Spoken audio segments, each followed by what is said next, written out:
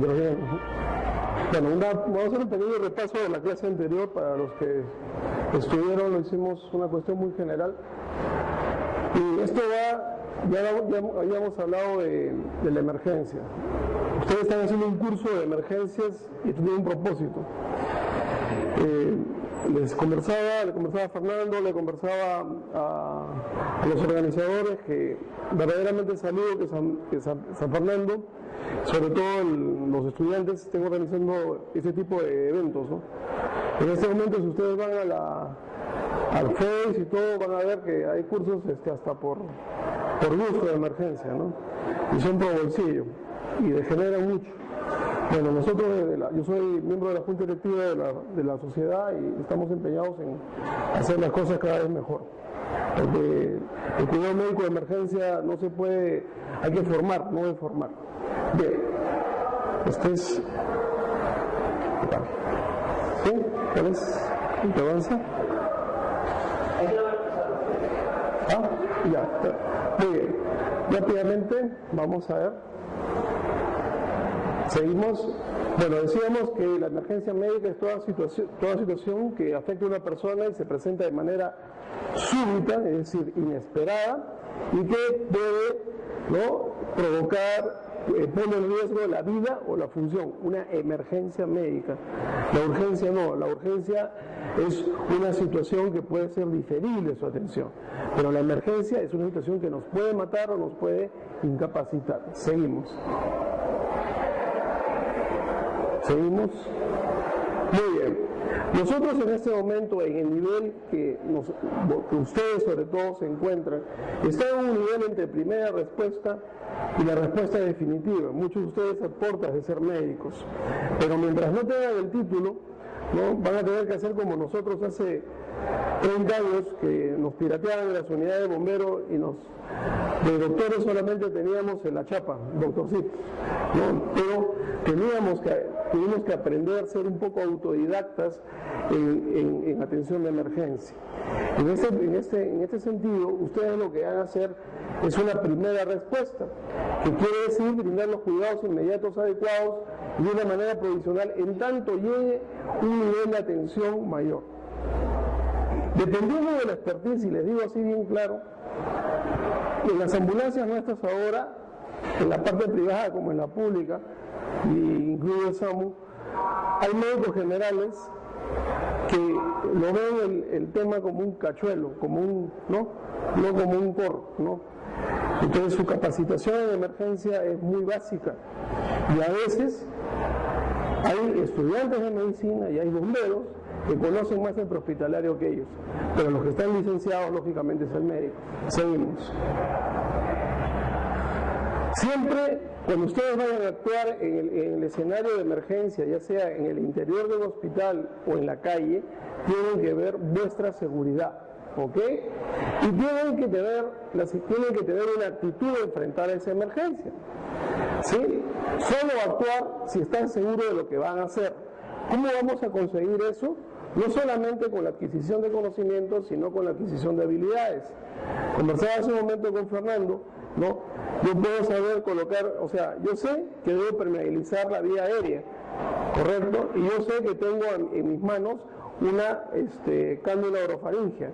La tengo el maletín, tengo todo, pero de repente tengo el concepto, ¿sí? Tengo el conocimiento, sé que tengo que usarlo, pero no sé cómo usarlo. Entonces, aparejado al conocimiento tiene que haber el desarrollo de habilidades, ¿sí? Segundo lugar, es posicionarse, es guardar calma, guardar serenidad, evitar el pánico, transmitiendo tranquilidad a todo el entorno. Cuando hay una situación de emergencia, todo el mundo se desespera, todo el mundo se aloca. Y es nuestra responsabilidad de mantener la tranquilidad en ese escenario. En tercer lugar, atender a la víctima según su estado. ¿Qué quiere decir eso? Atender a la víctima según su severidad y de acuerdo a su severidad le asignamos la prioridad. Si tenemos un accidente múltiple, en el cual tenemos 3 heridos, uno con un esguince de tobillo, el otro con una fractura abierta y el otro con un objeto impactado en el tórax, y con dificultad respiratoria, lógicamente la persona que le vamos a dar prioridad es el que tiene el trauma torácico. ¿Sí? Muy bien, seguimos. Muchas veces hay lesiones muy aparatosas que nos distraen la atención. Ahí vemos el pie torcido todo y llegamos, uy, el pie torcido, y no nos damos cuenta que la persona está con dificultad respiratoria. Entonces nosotros tenemos que tener una valoración integral del paciente. Nunca abandonar a la víctima, ¿no? La clásica, no, un ratito señora, ya vengo, no. Porque el paciente en estado de emergencia es un paciente dinámico, es un paciente que en segundos puede estar conversando y en segundos puede perder la conciencia e ir al paro cardiorrespiratorio, ¿correcto? Revisar a la víctima, lo veremos más adelante, y saber a quién llamar. En este momento ustedes son estudiantes de medicina y verdaderamente desde que uno pisa la facultad y va a las reuniones de la familia, ya ustedes lo ven que saben que, y están de repente en quinto año, ya los alucinan médicos y todos les van a consultar, hasta la gente del barrio, ¿sí o no? ¿Sí? ¿Correcto? Y en este sentido, nosotros tenemos que tomar conciencia y ser conscientes de nuestras limitaciones. Hay cosas y hay intervenciones que podemos nosotros, en base a nuestro conocimiento, nuestras habilidades, implementar frente al paciente en emergencia, pero hay otras que no. Si tengo un paciente en paro cardiorrespiratorio, iniciaré la reanimación cardiopulmonar básica, pero no lo podré definir porque no tengo el equipo y no conozco cómo usarlo, ¿cierto? Aunque ahora es muy sencillo. Seguimos y sabemos a quién llamar por ayuda. ¿Y quién me puede decir a quién llamar por ayuda? ¿Qué números conocen ustedes? El 116 de bomberos, ¿sí? ¿Y el otro? El 106 de SAMU. Ya no de los bomberos. Seguimos. Muy bien. ¿Cuál es nuestra misión? ¿Cuál es nuestro concepto de doctrina en atender al paciente? El proteger, el alertar y el socorrer. Proteger primero ¿a quién? A nosotros y a nuestro equipo de atención. Proteger al paciente de daños colaterales o directos. Si yo me acerco a un obrero que se ha tenido una caída de altura y me apresuro y de frente lo voy a coger a ver qué tiene, no veo que abajo tiene un cable pelado de conductor de corriente, no voy a ser parte de la solución, sino voy a ser parte del problema. ¿Correcto? Muy bien. El alertar, saber a quién llamar y cómo llamar, ¿no? Si ustedes vieron, estuve en la central de bomberos hace poco y llama a la señora y dice, aló, central de bomberos, sí, mi mamá está mal, pum, cuelgan. Y la señorita que está de operadora la familia cree que tiene tiene un turbante y una bola de cristal para saber, ¿no?, qué está ocurriendo al otro lado del teléfono. Nosotros mismos, paciente en paro, nada más, pero ¿qué más? No sabemos nada. O paciente en dificultad respiratoria, ¿no? Como eso nos llaman por radio cuando estamos en la ambulancia de bomberos. Paciente con problemas cardíacos. Ese problema cardíaco es un abanico de posibilidades. Puede ser una persona ansiosa que está afrontando una emoción muy fuerte, o puede ser un paciente realmente con un cuadro de un ACV, con un cuadro de un paro cardiorrespiratorio, una crisis hipertensiva o un cuadro de dolor torácico. Y finalmente socorrer, o sea, auxiliar. Pero tenemos que saber qué hacer y qué no hacer. Seguimos. Muy bien. Estos son los niveles que tenemos nosotros. Estos son los niveles que tenemos nosotros. El personal asistencial de salud, la brigada de respuesta a emergencias complejas, trabajadores calificados y un equipo coordinador de respuesta a emergencia. Vamos de abajo hacia arriba. Personal asistencial de salud somos todos. ¿Sí? Todos. Y el estudiante de medicina, sobre todo de los años superiores, es una simbiosis. El límite es muy, digamos así, salvo por la certificación, pero en la acción el límite es muy delgado. ¿no? Porque ya sabemos nosotros teóricamente qué hacer. ¿Sí? Y tenemos personas que son legas, personas trabajadoras, es alguna empresa, la gente que en el momento del Papa con mucho voluntarismo nos ayudaba a cargar a los pacientes, no eran personal de salud, es gente que identificaba al paciente que se caía, se desmayaba o que se sentía un poco mal e inmediatamente llamaba por ayuda especializada. Esas son las brigadas. Y el equipo coordinador de respuesta a emergencias es generalmente los que comandan ya sea las emergencias hospitalarias, los jefes de guardia o las emergencias extrahospitalarias. Seguimos. ¿A qué nos pertenecemos? ¿A qué vamos a formar parte cuando iniciamos la atención de emergencia? De una cadena de vida, de una cadena asistencial, que es, seguimos, que comienza desde el accidente, ¿no? La detección, la identificación de la emergencia, el acceso y llamada de socorro correctamente, la priorización de acuerdo a la severidad del caso, la respuesta asistencial, que es la llegada de auxilio de una ambulancia, de un equipo de respuesta a emergencia. En nuestro país el 90% de pacientes llega en taxi y ese 10% restante, hagamos otro 100%, el 90% llega en patrullero, el 60% llega en patrullero, otro 30% por bomberos, un tantito chiquito por los otros servicios de ambulancia y un tantito más chiquito, ¿no? Llega por ambulancias sofisticadas. Bien, el tratamiento del foco, tratamiento cuando llega la ambulancia, idealmente el abordaje, el tratamiento del paciente en estado de emergencia comienza en el lugar de la ocurrencia de la descompensación de la enfermedad o del accidente. La ambulancia no solamente es un vehículo de transporte, sino es un vehículo de tratamiento. Pero lamentablemente, en muchos casos, la ambulancia solamente viene a ser un taxi caro. Porque agarran, llega el paciente, está mal, lo suben a la camilla y lo trasladan. Muchas veces hemos visto llegar a las emergencias ambulancias muy bien equipadas, con médico, con enfermero, y el paciente no se le había permeabilizado la vía aérea, no tenía asistencia ventilatoria y el paciente estaba con una insuficiencia respiratoria terrible y no tenía ni siquiera una máscara de oxígeno. ¿Por qué? Porque solamente la ambulancia lo utilizaban como una suerte de medio de transporte. El transporte tiene que ser adecuado, ¿no? El transporte tiene que ser adecuado. No agarrar, subir y corre que te alcanzo. Sino los cuidados que ustedes han instaurado en el lugar del accidente o la ocurrencia de la enfermedad debe prolongarse y debe mantenerse durante el transporte del paciente. Por eso se llama transporte asistido.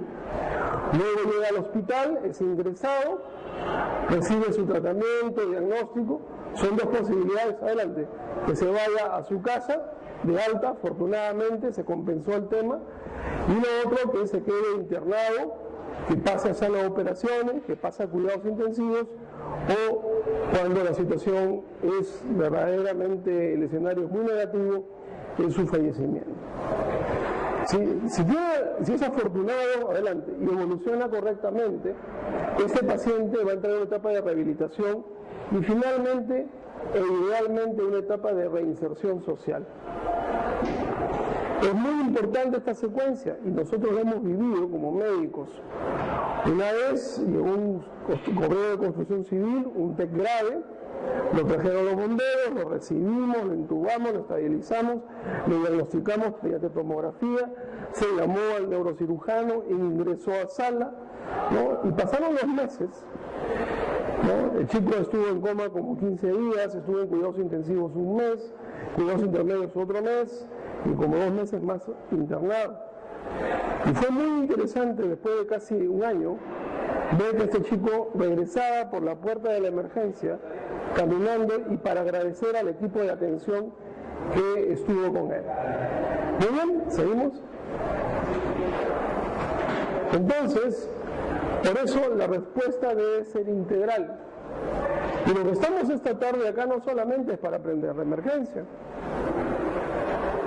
sino no solamente para que ustedes sean, yo verdaderamente no quiero faltarles el respeto, y que ustedes sean solamente una cajita, ¿no? un USB al que le vamos a colocar info, sino que ustedes como profesionales, como seres humanos, puedan analizar lo que se les menciona y puedan actuar mejor y puedan liderar la respuesta más adelante. Les contaba off the record, antes que empezara la clase, a los organizadores, que nosotros empezamos como ustedes, hace 30 años, sentaditos allí, y comenzamos a hacer nuestros pininos de los bomberos, ¿ok? Y verdaderamente sí le agradezco bastante porque eran dos cosas. Hacer las cosas como si el hospital lo trasladara a la ambulancia, o lo trasladara a esos escenarios tan difíciles, o tenía que adaptarlo y tenía que hacerlo. Ustedes, la medicina de emergencia como tal, el cuidado médico de emergencia, está muy venido a menos en nuestro país. Nosotros los médicos de emergencia somos 280 a nivel nacional, la gran parte concentrados en Lima y concentrados en el hospital.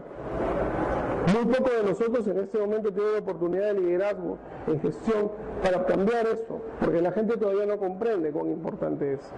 La gente se sigue muriendo en las calles por accidente de tránsito. ¿Por qué? Porque no hay un buen cuidado, no hay buena prevención, no hay un buen cuidado prehospitalario. Cuando llevas a ese paciente que te costó Dios y su ayuda a llevarlo al hospital, el hospital lo encuentra saturado por malas administraciones, por mala gestión, ¿no? Y el paciente finalmente pasa a una camilla cualquiera, no recibe el cuidado, la continuidad del cuidado, y finalmente ese paciente o se muere o se complica. ¿Están ustedes, su generación, para cambiar eso? Seguimos. Muy bien. Lo más importante es reconocer la emergencia, y eso lo vamos a ver rápidamente en las diapositivas posteriores. Saber a quién llamar por ayuda. Perfecto, sabemos que los bomberos en este caso, cuando de repente les toque trabajar a ustedes en sus serús, o de repente tengan la suerte de ingresar a una petrolera o una minera, van a tener que aprender a manejar su radio, ¿sí? Y saber qué decir, ¿ok? Es saber qué informar, ¿no? Por ejemplo, yo les hago un juego allí. Y yo le digo, bueno, adelante, quiero referir un paciente de mi posta al hospital de Huaraz, ¿sí? Que está a 300 kilómetros de mi posta.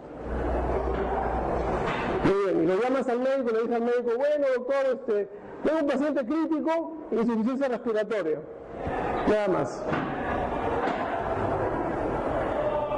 ¿Es una información completa o incompleta?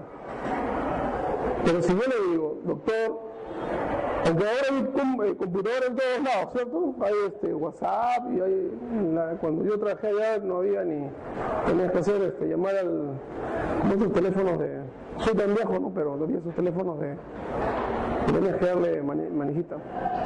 Decirle en otro caso, tengo un paciente que ha sufrido una caída de altura de 3 metros, tiene un traumatismo encefalocraneano, está en coma, no ventila adecuadamente, no sé intubar, pero le he colocado una cánula orofaringea, le estoy asistiendo con ambú, le he colocado una vía, sus presiones vitales son tales, en este momento se encuentra dentro de su gravedad estable, y estoy procediendo a colocarlo en la ambulancia para trasladarlo, doctor. ¿Distinto o no distinto a la información previa? ¿Sí? ¿Ok? Porque ya el médico que recibe sabe que va a necesitar ese paciente tomografía, va a necesitar evaluación neuroquirúrgica, va a necesitar UCI, va a necesitar ventilador mecánico, va a necesitar que lo intuben, ¿cierto? ¿Se dan cuenta? Pues, y es importante porque no es, por ejemplo, que te llegue el paciente, ¡pum!, a tu emergencia, ya está grave, todo, que ese rato estás, ¿no?, articulando todo. Pero si tienes un preaviso, es mejor, ¿ok? Muy bien. ¿Cómo ayudar mientras llega la ayuda? Que también lo vamos a ver luego. Seguimos, doctor. Bueno, esto lo dijimos. ¿Y qué decir? Seguimos. Lo importante también es tener una logística básica. Una logística básica, un equipito, un maletín básico. No les pretendo que tengan pues un coche de paro metido en una mochila, que los hay, sino tener equipo para permeabilización de vía aérea, para que no solamente es abrir la boca, tener la vía aérea despejada, sino también liberarlo de secreciones, ¿sí? Ayuda respiratoria, ventilatoria, su bolsa de ventilación manual, mal llamada AMBU, ¿cierto? Su baloncito de oxígeno, sus cánulas, para el control de la hemorragia, sus apósitos, ¿no? Sus vías endovenosas. ¿Quiénes saben colocar endovenoso acá? Levanten la mano. ¿Quiénes saben colocar endovenoso? Levanten así, grande, grande. ¿Tan poquitos? Anécdota. Esperemos que no vuelvan, pero ya comenzaron a hacer las pintas. Hace 30 años había pintas alrededor de esta facultad, de Sendero. Y teníamos interdiario atentados terroristas. No teníamos enfermera en las ambulancias de bomberos, salíamos estudiantes de medicina nada más. 4, para ser más exactos en ese entonces. Para todo Lima y Callao. Y es importante canalizar una vía. Cuando ingresamos de residentes de primer año, recién después de un año después de 6 meses colocamos catéteres centrales. Primero tuvimos que aprender a canalizar vías. Y aparte, eso sí fue un tema que me enseñó mi padre. Mi padre decía, para saber mandar hay que saber obedecer. Y cuando tú mandes o lideres, también tienes que saber el procedimiento que tú estás indicando para poderlo corregir. Yo no les digo que hagan procedimientos de enfermería, pero esa habilidad básica de colocar una vía endovenosa es muy importante. ¿Por qué? Porque, digamos así, nos malacostumbramos. ¿Ya? Y eso es importante. Acá, cuando llegamos acá a la universidad, el primer curso que recibimos en aquel entonces fue un curso de primeros auxilios. Y lo primero que aprendimos acá en la universidad fue a colocar bien inyectables, ¿no? Intramuscular, endovenoso, subcutáneo. Muchos de nuestros colegas se ganaban la vida haciendo esos procedimientos. ¿Ok? Seguimos. Bueno, estos son los... ¿Puedo regresar, doctora? Nuevamente los niveles.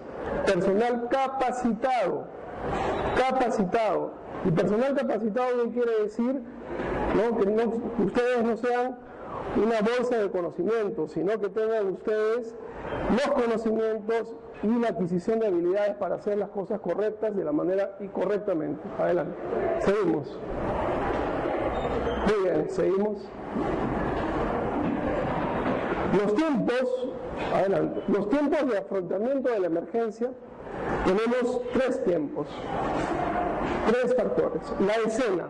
Lo primero que vamos a evaluar nosotros al llegar a la emergencia, y esto, discúlpenme que sea un poquito reiterativo, pero lo vamos a hacer muy rápido para situarnos, es la escena. Y la escena tanto en la calle como en el hospital. ¿Qué se enfrentan con el paciente? ¿Ya? ¿Cómo está? Si está seguro o inseguro. En la calle tiene que ver que los carros no los interrumpan, no les pueden hacer daño, no haya gente delincuentes, no haya riesgos de incendio, de gases, de productos peligrosos, de tomas de corriente. Y en el hospital, aunque les parezca mentira, también tiene riesgos. A ver, ¿qué me puede decir en una cama de hospital qué riesgos pueden tener? ¿Qué riesgos? ¿Cuántos de ustedes han ingresado, han mirado, han curioseado, han sapeado la unidad de shock trauma de un hospital? Parece así interplanetaria, ¿no? Siempre llena de aparatos. Pero riesgo, por ejemplo, si van a desfibrilar y si están ustedes de curiosos y están pegados a la cama que es metálica, ¿pueden recibir o no la descarga? La pueden recibir. Si el paciente está agitado, ¿les puede golpear? Sí, ¿cierto? ¿Ya? Entonces hay riesgos, siempre ustedes tienen que estar atentos, siempre protegerse. La evaluación inicial es lo que vamos a ver luego. La evaluación inicial es el primer contacto con el paciente y cuáles son lo que tenemos que ver allí con el paciente. La evaluación secundaria, los mecanismos de lesión, preguntar qué pasó con él, por qué tiene un trauma torácico, porque se cayó un tercer piso, ¿no? La historia detallada, por qué está inconsciente, es diabético, toma ansiolíticos, ¿cierto? ¿Cómo se llama? Es alcohólico, etc. Y el examen físico completo. Seguimos, doctora. El cuidado definitivo de la escena, que es el manejo de las 5 prioridades. ¿Se acuerdan de la clase anterior cuáles eran las prioridades? La A, la B, la C, la D y la E. La A, vía aérea, la B, respiración, la C, circulación, la D, déficit neurológico y la D, la exposición del paciente con cuidado de la hipotermia. ¿Ok? Y la reevaluación. El paciente crítico de emergencia es un paciente dinámico, ¿ya? El paciente estaba en shock. Le coloqué, le hice compresión directa a su hemorragia externa. Le coloqué una vía para levantarle volumen. Le agarré, lo pasé a la cabina posterior de la ambulancia y me fui adelante leyendo periódico. A los 5 minutos, el personal que estaba con el paciente le toca la puerta y me dice: doctor, el paciente está grave, el paciente nuevamente ha bajado la presión. ¿Por qué? Porque de repente sigue sangrando del mismo sitio o de otro sitio. Son pacientes dinámicos. Pueden mejorar notablemente y en poco tiempo producto de sus intervenciones, pero también pueden complicarse. ¿Ok? ¿Seguimos, doctora? Seguimos. Todos estos días, por ejemplo, si vemos en la calle, ¿sí? Si vemos en la calle, todo esto, llega el paciente, usted es de medicina, me va a ayudar, ¿no? Lo llaman para que llegue el señor que se ha caído, pero de repente el señor se cayó porque recibió una descarga eléctrica y el cable está ahí todavía tendido. Puede haber un derrame de combustible que ustedes llevan y con su zapato hace chispa y se produce un incendio. El riesgo de agresión física. Caramba, a veces llegan ustedes, ¿no? Bajan de la ambulancia o del mismo hospital, vienen y quieren ayudar a la señora, a la paciente, es una paciente adulta mayor, que la traen a veces, se lo sacan del taxi la familia cargado, lo llevan, lo ponen en la camilla del hospital, a veces no hay camillas, el familiar de por sí está ya delicoso porque ve que aparentemente a su parecer no la atienden, ustedes se acercan, preguntan. Yo le había preguntado el de triaje por el caso del paciente y te dicen: ¿qué tanto me pregunta? Y ¡bum! ¿Ok? Y ha ocurrido. ¿Sí? Procedimientos policiales, el tráfico, incendios, estabilidad de vehículo, cables, lluvia y todo lo que se imaginen. Seguimos. En general, cuando ustedes tienen una emergencia, son 2 posibilidades que se van a preguntar. ¿Pueden ustedes solos resolver la emergencia? La respuesta es nada más o sí o es no. Si es sí, van haciendo lo que puedan por la emergencia, lo que ustedes conocen, haciendo lo correcto, en tanto piden ayuda. Seguimos. Esto les voy a dejar no tanto para la emergencia individual, la emergencia de hospital, sino es para el área para cuando tienen una emergencia en la calle, en la NIDA. Cuando ustedes vean un escenario, la primera A es evaluación del área afectada. ¿Dónde ocurrió el incidente? ¿Qué extensión tiene? ¿Cuánto tiempo, qué zona compromete? ¿Qué extensión compromete? ¿Cuál es mi vía? ¿Cuál es la zona segura donde puedo yo trasladar a mi paciente del área de riesgo al área segura para iniciar tratamiento, su evaluación, ¿sí? La M, que es el número y gravedad de víctimas. Cuando ustedes se enfrentan a una emergencia, no solamente es de A1, puede ser de A2, de A3, de A4, de A5, de A6. Lo hemos tenido hace poco con el tema del Papa. ¿Ya? En ese día se han atendido 3.200 pacientes. ¿Ok? Y tenemos que diferenciar los graves, ¿sí?, de los que no están graves.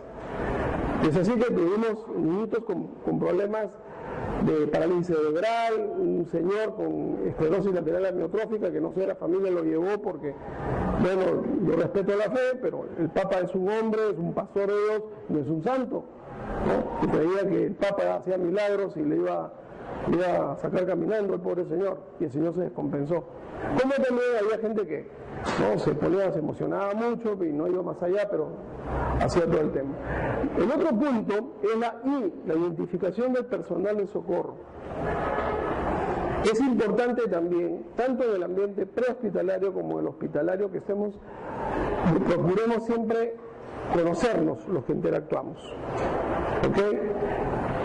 Porque mucha gente a veces interviene en una emergencia y lejos de colaborar con ustedes y trabajar en equipo les estorba, les interfiere. El saber con quiénes trabajamos nos va a permitir organizar nuestro desempeño, nuestro trabajo y mejorar nuestro desempeño.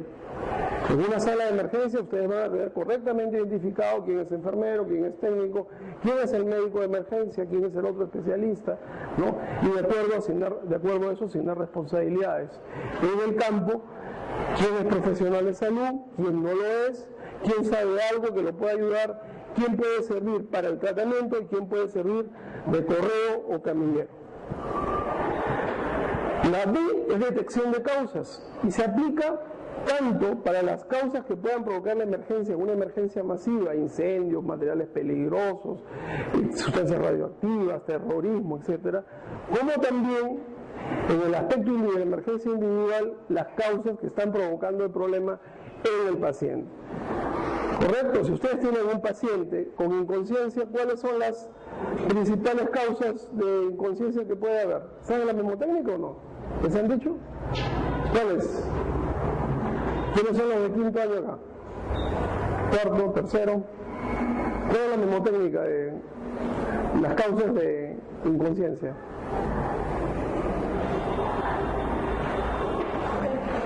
¿Ah?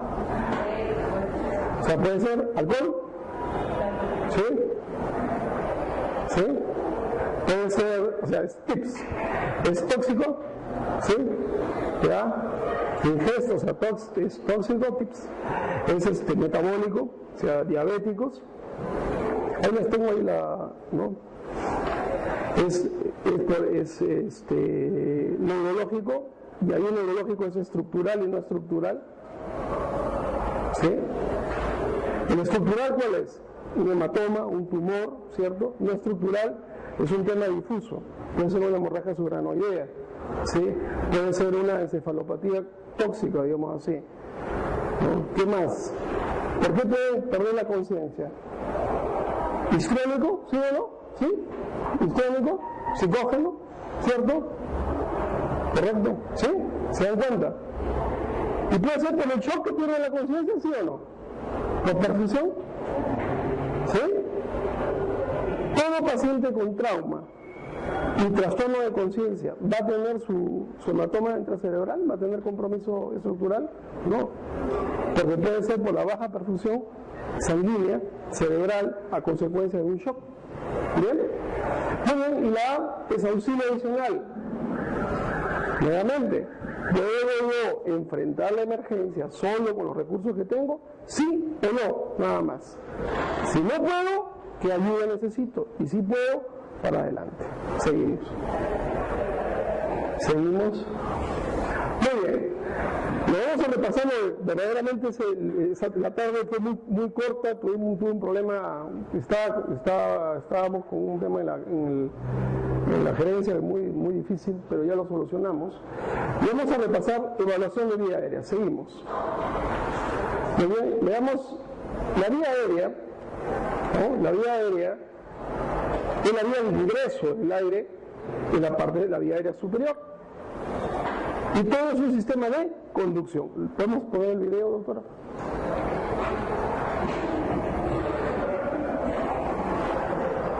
¿Ok? Perdón, ingresa. ¿No? Por la nariz, ¿no?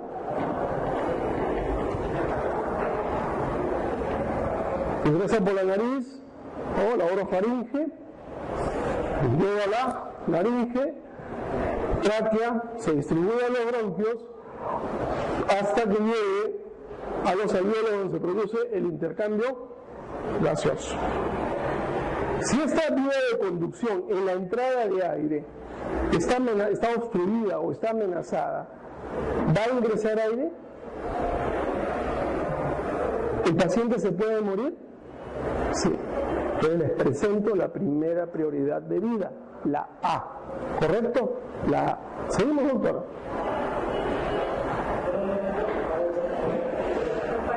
Sí. Para no hacerlo... Esto se lo van a quedar, ¿no? Muy bien. La vía aérea. Ver, escuchar y sentir. ¿Qué veo? ¿Se acuerdan? El movimiento respiratorio. ¿Qué escucho? ¿No? ¿Sí? Cuando los movimientos, ¿no? Respiratorios, sobre todo cuando estás templado, ¿qué haces? Te colocas al lado de tu pareja y, ¿no? Y escuchas cuando, ¿no? el viento que sopla ahí. Y en otro sientes cuando ese vientecito, esa corriente de aire, ¿no? Al acercarte, lo percibes al tacto en tu mejilla. Bien, pero una de las razones, uno de los tips importantes en la evaluación de vía aérea es el escuchar. En este momento, buenas tardes, doctor, ¿está usted bien? Sí. Perfecto. ¿Está con la vía aérea amenazada o está libre? Permeable. ¿Por qué está permeable? Porque está hablando. Porque está consciente y está hablando. ¿Estoy tranquilo o no estoy tranquilo? Por el momento estoy tranquilo. Pero si él no me contesta y por el contrario comienza a roncar, ¿qué puede ser? La lengua se va hacia atrás. ¿Puedo escribir la vía aérea o no? ¿Qué tengo que hacer? Las maniobras para llevar la lengua hacia adelante. Correcto. Muy bien. No toda respiración ruidosa es, o sea, no toda insuficiencia respiratoria es ruidosa, sino también no puede ser ruidosa porque simplemente el paciente ya no respira, ¿cierto? Ok, seguimos. Si ronca, obstrucción por la lengua, ¿sí? Si gorgojea, que hace como gárgaras, ¿cierto? Puede ser sangre, secreciones, ¿no? Y vómitos, ¿sí? Y el estridor, levante la mano, ¿quién ha escuchado estridor acá? ¿Nadie? ¿Han notado en pediatría todavía? ¿Han escuchado el CRUP? ¿Sí? ¿De la laringotraqueitis? Cuando la persona comienza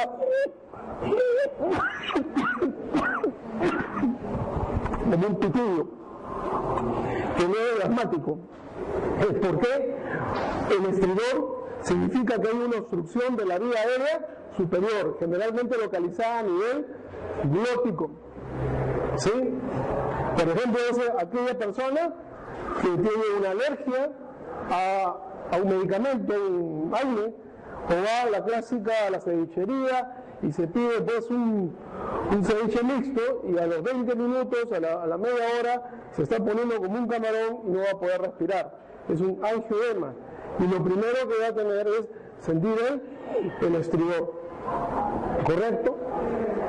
Si hay ronquido y es obstrucción por la lengua la puedo propulsar hacia adelante con maniobras manuales o con elementos que lo veremos muy ilustrativos en los videos. Si, por el contrario, comienza a hacer gárgaras, tome asiento por favor, creo que sí. Si por el contrario hace gárgaras, yo voy a tener que usar un aspirador de secreciones. O si no lo tengo en ese momento y con mucha prudencia, con un pañuelo, con la lengua sacar, voy a hacer un barrido sacando las secreciones. Muy bien, seguimos.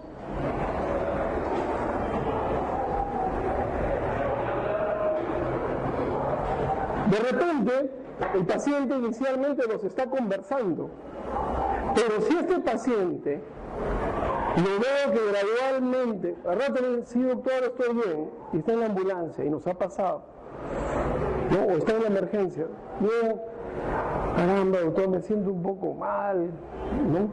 Se sientan, ¿no?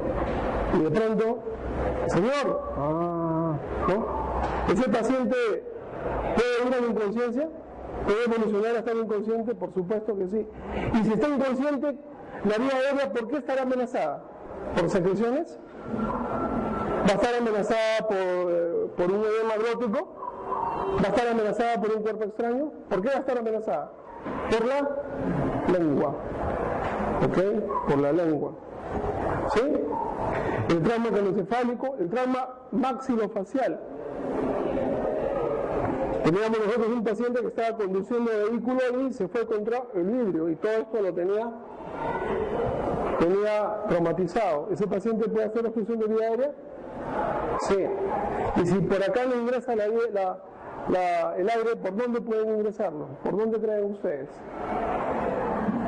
Ahí ya tienen que aprender otra técnica que es la cricotomía. Ustedes conocen la membrana cricotorea, ¿todos ustedes? ¿Sí? ¿Sí? Bajan ahí. Y ahí, en ese espacio, en la boca 18, y le salvaron la vida al paciente. Sí, es sencillo. Nada de traqueostomía, nada de eso. Se llama la cricotomía de urgencia, boca 18. Y yo les recomiendo que cuando ya estén en prácticas clínicas y sean internos, en su cangurito, les va a servir tanto para la cricotomía como también para cuando tengan un neumotórax de atención. Muy bien. En la vía aérea las tareas es aperturar la vía aérea, permeabilizar la vía aérea y mantenerla patente, mantenerla abierta, mantenerla permeable. ¿Ok? Muchos de ustedes no he cargado bien, es el único que no he cargado bien, es la maniobra de tracción mandibular en trauma. En el paciente que no tiene traumatismos, basta la hiperextensión del de la nuca, ¿no? Pero en el paciente que sospechamos traumatismos, tenemos que levantar hacer tracción mandibular para llevar la mandíbula hacia adelante y llevar la lengua, ¿no?, hacia adelante. Seguimos, por favor. Haciendo. El estatus respiratorio. Vamos por allí. Bueno. Estamos viendo la evaluación. ¿Ok? Y luego vamos a ver el manejo de la vía aérea. La evaluación. Entonces, el manejo de la vía aérea consiste en ver si el paciente está consciente, si nos habla o no nos habla, si no nos habla o está con trastorno de conciencia, ver si ronca, si hace gárgaras o hay estridor o no respira. ¿Sí? Y nuestra tarea es permeabilizar la vía aérea. Lo dejamos ahí para luego ver qué vamos a hacer si la vía aérea está amenazada. Vamos a ver ahora la letra B, la respiración. Seguimos. Seguimos. La respiración puede estar amenazada por un encharcamiento. ¿El encharcamiento cuál es? El edema agudo de pulmón, de distintas causas, ¿cierto? Tenemos el cardiogénico y el no cardiogénico. La lesión por inhalación, la lesión cardíaca del lado izquierdo, el casi ahogamiento. ¿La neumonía les puede llevar a una insuficiencia respiratoria? Por supuesto que sí. ¿Correcto? ¿Y por qué nos lleva la neumonía fisiopatológicamente a una insuficiencia respiratoria? ¿Por qué? ¿Qué altera? El intercambio gaseoso, ¿correcto? Ese paciente con neumonía no solamente va a tener el proceso inflamatorio a nivel parenquimal, puede también generar secreciones. Entonces no solamente va a tener compromiso a nivel parenquimal, sino a nivel de la vía aérea. Ustedes han visto a los abuelitos o los pacientes postrados, ¿cierto? No solamente están con su neumonía, sino están haciendo gárgaras, ¿sí? ¿No? Muy bien. La embolia pulmonar, ¿qué altera fisiopatológicamente? ¿También la superficie de intercambio o la perfusión? La perfusión, ¿no es cierto? Muy bien. Seguimos. La mecánica ventilatoria, la respiración puede estar alterada por dos cosas. O sea, en la respiración hay dos componentes, ¿no es cierto? La respiración, o sea, lo que tiene que ver con el intercambio gaseoso, y la ventilación, el factor mecánico. Muy bien, si tengo una fractura múltiple de costillas, ¿vas a alterar mi respiración? ¿Sí o no? Si tengo un Guillain-Barré, si tengo una miastenia gravis, paciente con miastenia gravis, si tengo un paciente con Guillain-Barré, ¿va a estar alterada la mecánica ventilatoria? ¿Sí? Si tengo un paciente gran quemado, con quemaduras que hacen retracción en el tórax, ¿va a poder expandir ese tórax? No, ¿no es cierto? Muy bien. Si tiene ese paciente una herida en el tórax que le produce ingreso de aire, que colapsa el pulmón, o que le produce un gran sangrado en la cavidad pleural, que también colapsa el pulmón, ¿va a alterar la mecánica ventilatoria, sí o no? Sí, ok. Seguimos. La hernia diafragmática. La hernia diafragmática también. Hemos visto las hernias diafragmáticas de por sí, las evolutivas, pero también hemos visto las hernias diafragmáticas por aplastamiento, le decimos el síndrome del colino, ¿no? Lo que aprietas por abajo sale por arriba, pues también, o sea, les cae un aplastamiento ahorita, ayer recibimos una temba resuelta, es un derrumbe. La hernia diafragmática ha caído una mole de ¿cómo se llama?, de concreto, y el chico se había introducido acá todo el intestino. Seguimos. El gordito tendrá la mecánica ventilatoria, realmente acá todos son flacos. Está bien, estamos comenzando bien. Espero que no lleguen al peso de nosotros después a nuestra edad. No, el gordito va a tener la mecánica ventilatoria más eficiente o menos eficiente. ¿Sí? Ok. Seguimos. ¿Los narcóticos van a alterar la mecánica ventilatoria? ¿El traumatismo vértebro-medular va a alterar la mecánica ventilatoria? También. Y el traumatismo vértebro-medular va a alterar la mecánica ventilatoria cuando está por encima de por encima de C5, ¿cierto? ¿Sí? Pero por debajo también. ¿Por qué? Porque son los intercostales, ¿no? Y el C4 que está, ¿de dónde sale el C4? ¿Se acuerdan? ¿Qué sale entre C4 y C5? ¿Qué sale? ¿Qué emerge? ¿Qué nervio? Frénico. ¿Ya? Muy bien. Seguimos.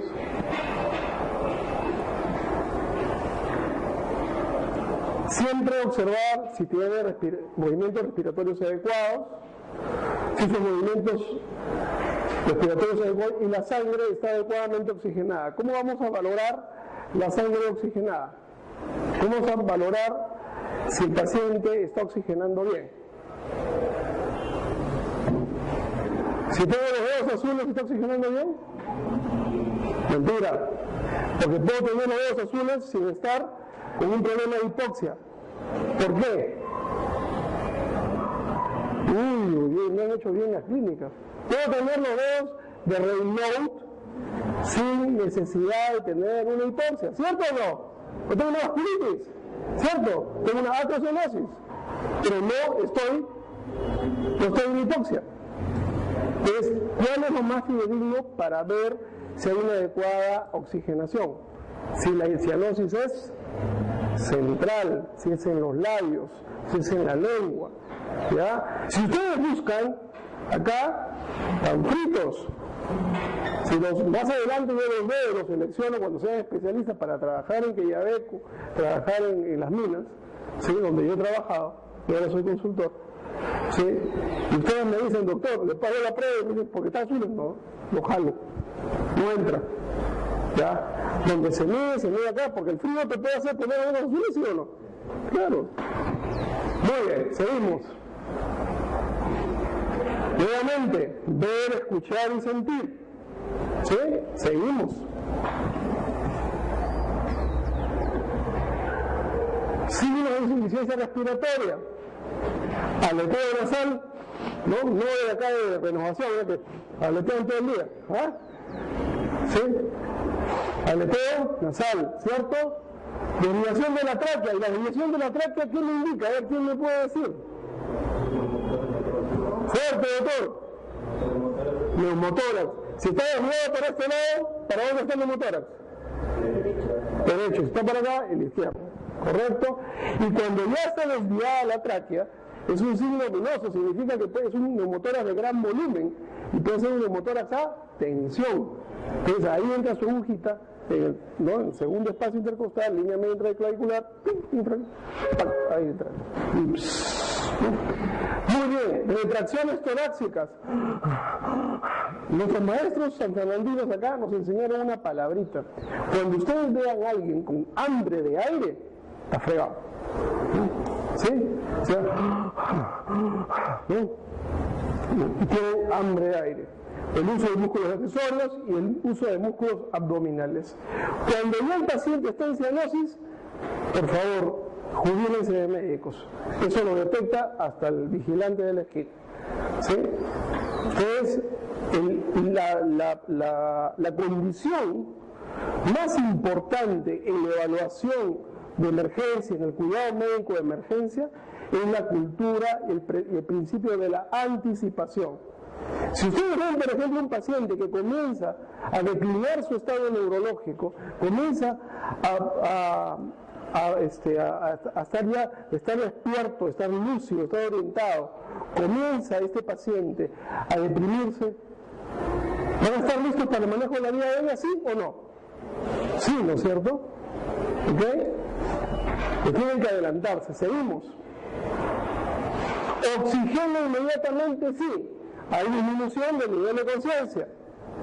Se sospecha de shock. ¿Y por qué oxígeno de shock? Me dirán, doctor, pero si lo que pasa es que no hay buena circulación, ¿para qué oxigena? ¿Quién me puede decir? Fisiología básica, a ver, jóvenes. ¿Quién me puede decir por qué oxigena el shock? Acá yo no quiero gente que sea paporretera. Yo no pretendo gente que ¿cómo se llama? Que agarre, que sea dogmática, sino que sepa por qué estamos aprendiendo esto. ¿Por qué le pongo a un paciente en shock oxígeno? ¿Por qué? Ya. La gran parte de shocks, ¿sí? El shock generalmente, lo que estamos acostumbrados en trauma o en shock hemorrágico, ¿no es cierto? ¿Qué significa? Si es hemorrágico, ¿qué se pierde? Se pierde volumen y se pierde, ¿qué cosa? Elementos de transporte, ¿cierto? Se pierden los camioncitos de la hemoglobina, la hemoglobina, se pierde la hemoglobina. Se pierde eso, se pierden glóbulos rojos. Y esos pocos glóbulos rojos que se tienen, hay que cargarlos con la mayor cantidad de oxígeno para garantizar un mejor transporte. ¿Le van a poner una canulita binasal? No. Le van a poner una máscara con reservorio. ¿Sí? Y a 15 litros por minuto.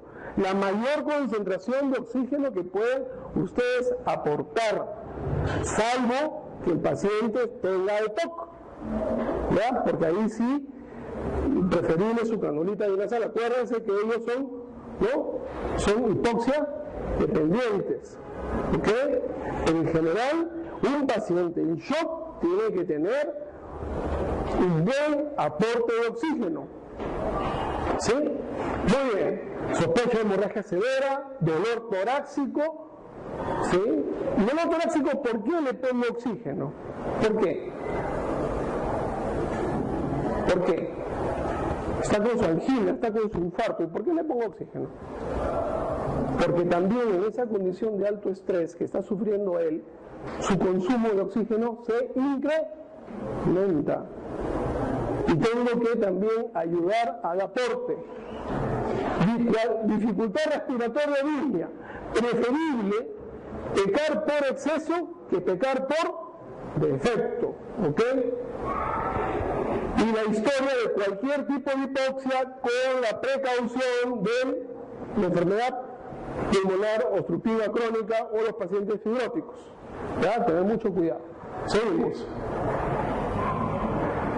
Considere asistencia ventilatoria cuando la frecuencia respiratoria está menor de 10, por favor corrijan ahí, o mayor de 30.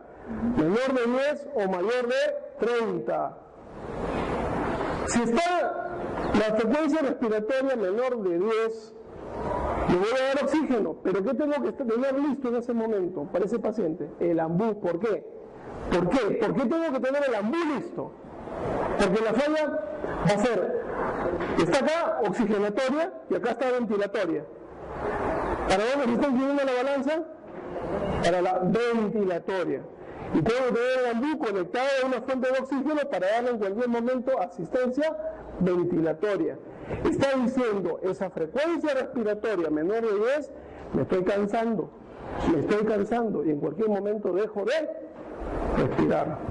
Y la frecuencia mayor de 30 significa que tengo hambre de aire, pero voy a estar con esa frecuencia mayor de 30 hasta un punto en el cual también mis músculos respiratorios se van a comenzar a cansar. ¿Ok? Muy bien, adelante. Seguimos, autorita. Seguimos.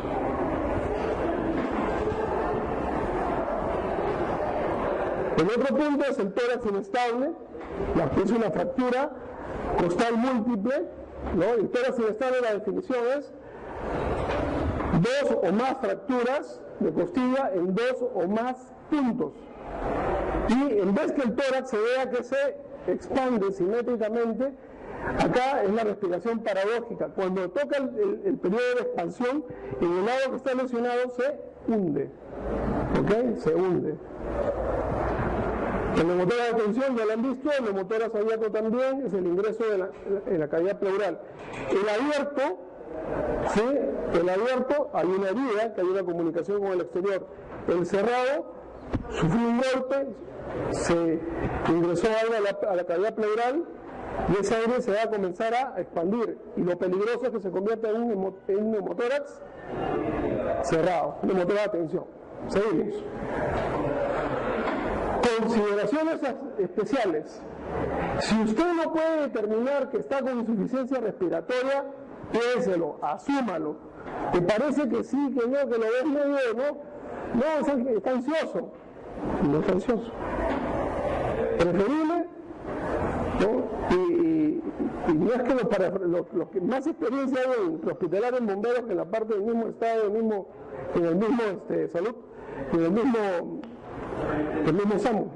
¿Por qué? Porque ahí se ve la cancha, ¿no? ¿Y qué ocurre, no? Caramba, estos bomberos exagerados, a todo el mundo le ponen oxígeno. Bueno, pues le pusieron oxígeno, pues, pero ¿ya hace mal? ¿Ya? Intubar no es lo mismo que ventilar. ¿Para qué sirve? Y vamos a ver ahora, ¿para qué sirve la intubación endotraqueal?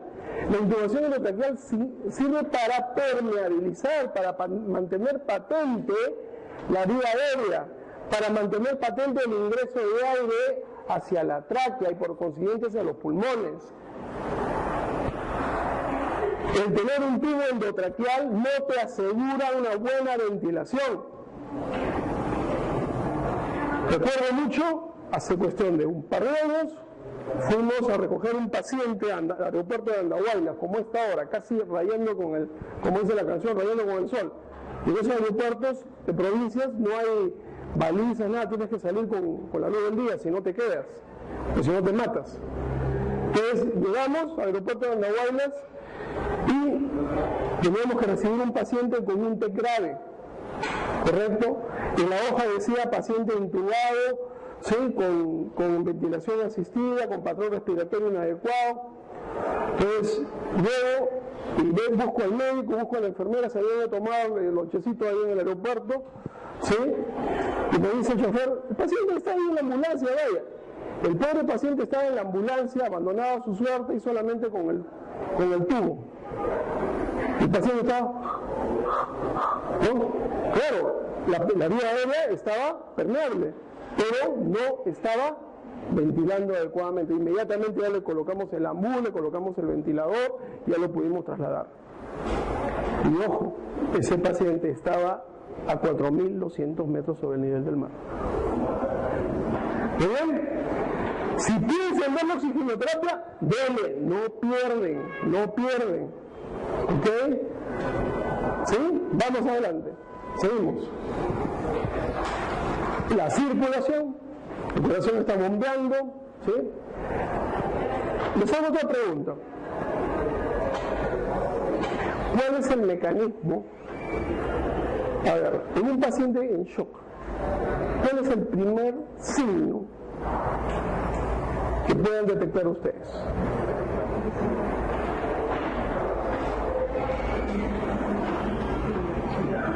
La pregunta del millón. Y un paciente, a ver, les hago algo más sencillo. Un ejemplo. A ver. No, es muy tarde. Por ahí, tibio. Les cuento una anécdota. Paciente con trauma múltiple, era un choque en ese entonces de los Volkswagen Escarabajo, falleció el chofer y llegan los bomberos con el copiloto. El pata llega caminando y, como dices tú, ansioso. Y la clásica, qué lechero, qué suertudo. Ese pata se murió y el otro está asustado. ¿Y qué pasaba con este muchacho?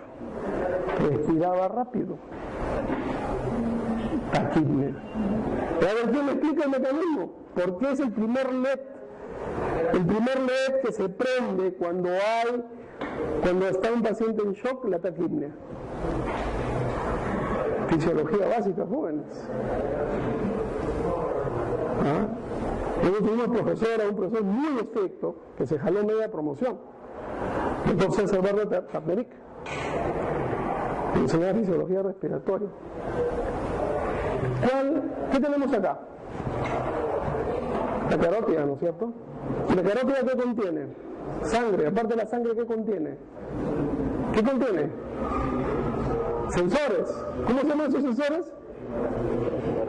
Ya, tienen quimio y varios receptores, ¿cierto? Y los quimioreceptores que miden la concentración de oxígeno en la sangre. Si detectan bajo contenido de oxígeno en la sangre, como sucede en el shock, y los vasoreceptores, disminuciones tenues de presión arterial, estos receptores, estos LEDs, le envían estímulo al centro respiratorio, y el centro respiratorio le dice al cerebro, ¿no? Respira más. ¿Por qué? Porque necesita oxigenar mejor la sangre circulante, porque su circulación en ese momento es ineficiente y lo poco que está circulando tiene que estar adecuadamente oxigenado. ¿Lo sabían? Sí lo sabían, pero hay que repasar. La medicina es hermosa y si ustedes tienen que integrar. Vuelvo a insistir, yo no he venido acá a llenarles a ustedes como un saco que tienen que, como nosotros en un momento teníamos que leer los 4 capítulos de Testit de miembro superior y tenemos que dar examen con balota. No, acá es criterio. Los líderes no se forman dogmáticos, se forman con criterio. Bueno, seguimos. No deje que la insuficiencia respiratoria también lo distraiga de la evaluación circulatoria. ¿Seguimos? Muy bien. En resumen, la evaluación de la respiración consistirá en ver la inspección, evaluar el patrón respiratorio, evaluar la auscultación y la palpación. Muy bien.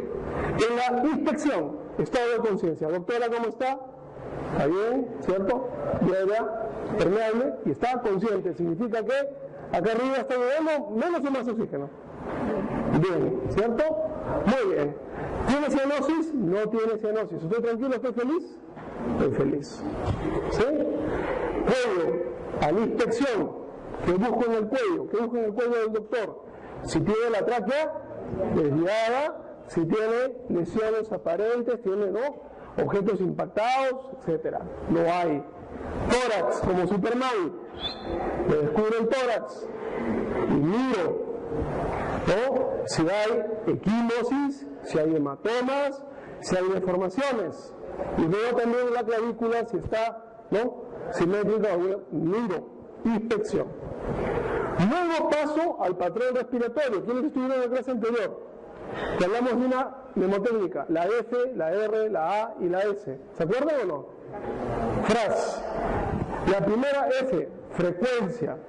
Y aquí no me voy a poner a contar con el reloj bien bacán como nos han acostumbrado en semiología. Acá, rápidamente, lo que tengo que identificar, ¿qué cosa? Si el paciente está respirando más de 30 o menor de 10, ¿cierto? ¿Ya? Si estoy de respiración, el intervalo de respiración es 2 respiraciones en menos de 2 segundos, ¿cierto? Si lo multiplico, ¿cuánto es? ¿Más de 30 o no? Y si estoy así,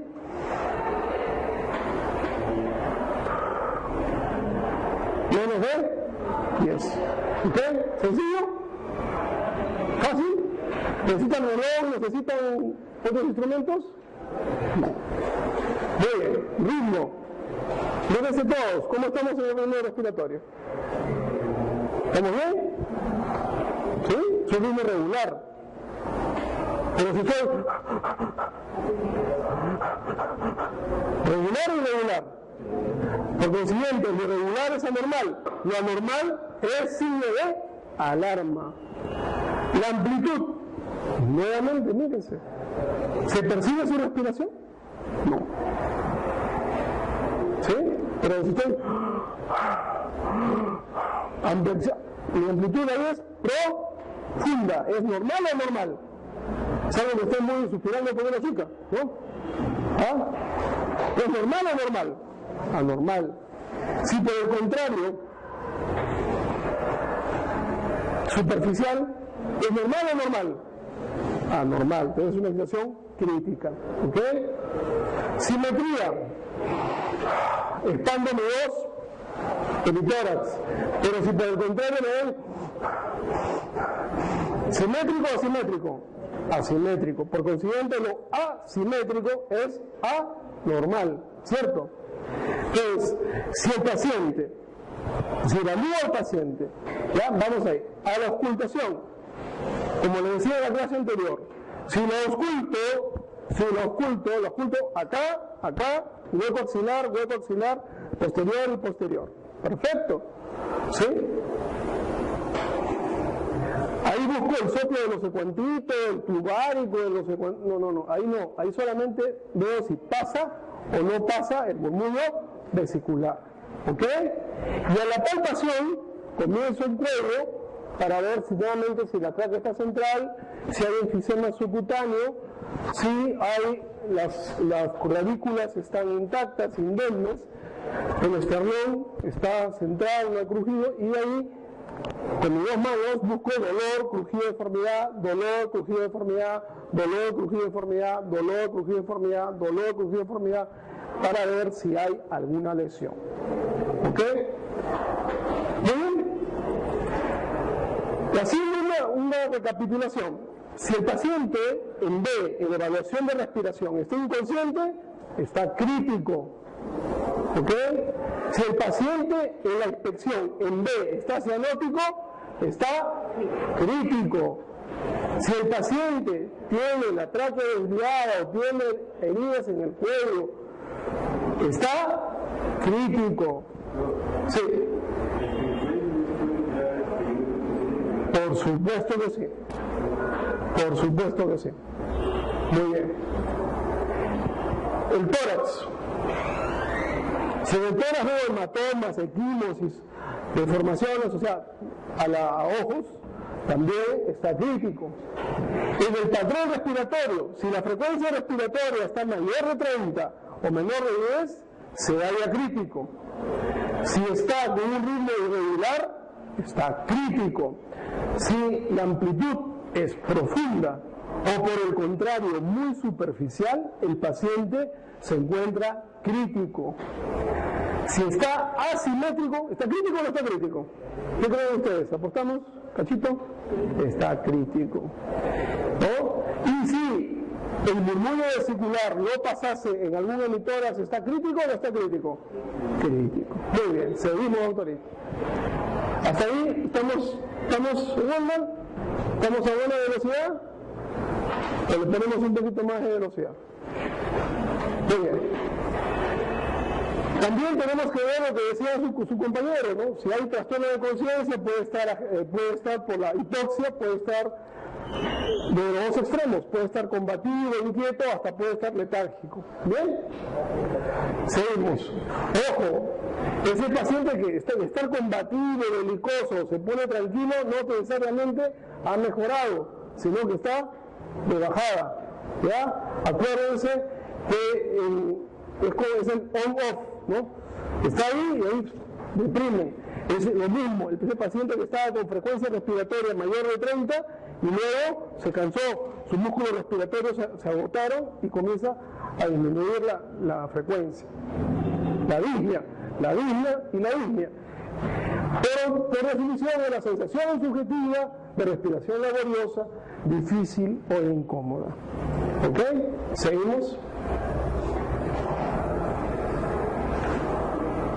Bueno, entonces ya la semiología de la disnea se lo dejo. Seguimos. Y siempre buscando el antecedente, como nuestros viejos maestros. Si el paciente tiene antecedente de hipertensión, coronario, diabético, ¿qué puede ser la causa primaria de la insuficiencia respiratoria? Un edema agudo del pulmón, ¿cierto? ¿Puede ser una trombembolia? También, ¿no es cierto? ¿Sí? ¿Qué más? Si es tosedor crónico, fumador, infecciones respiratorias frecuentes, poco. No lo copio, lo van a tener en su drive, ¿no? Por favor, o sea, acá tiene que entrar. Acá va a ser, y es más, o sea, no me gusta así dictar como escuelita. Entonces en bomberos todo el mundo así con su como budista en el suelo y así en mancha y conversando. Alergias, episodios recurrentes de broncoespasmo, asmático, ¿no es cierto? ¿Tiene derecho o no? ¿Sí? Y trauma de miembros inferiores, postración, cirugía recientes, obesidad, embarazo, que son todo y uso de anticonceptivos, factor de embolia. Recuerdo hace cuestión de 3 meses, una señorita de 28 años, tomando anticonceptivos, disnea súbita, que embolia pulmonar. ¿Correcto? Muy bien, seguimos.